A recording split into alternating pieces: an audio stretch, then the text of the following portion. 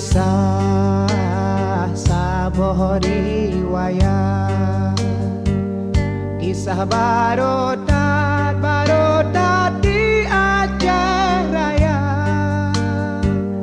Lam karu Aceh timungan barat ngon barat, di Sabah tempat muno caritra. Sidro ane di mosi ada, lam jut saat duangan poma,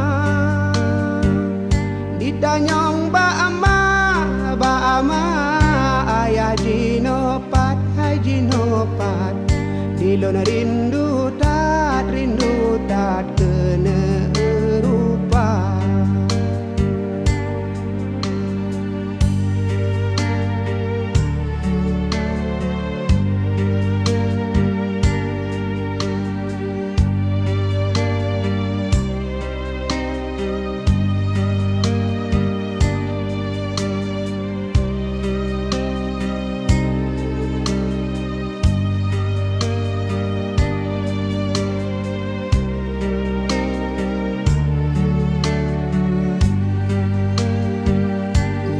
Dong hudep mepat alamat, ulun jak sedot awat deraya.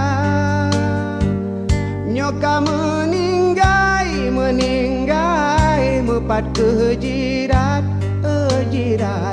ulun jak siat lun baca doa. Di poma dan di ayah, lun jatuh ngupah lun bibu gada. Kanasib danyo kenda ba Allah, hadapi susah tetap lun sabar.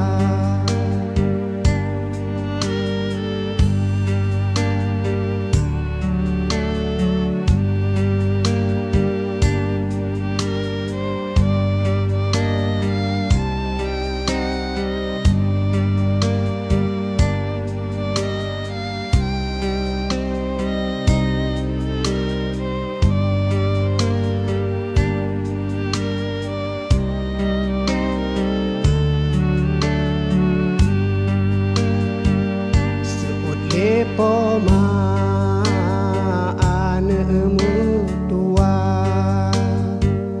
kendak ba Allah getanyo sabar. Bek putuh asa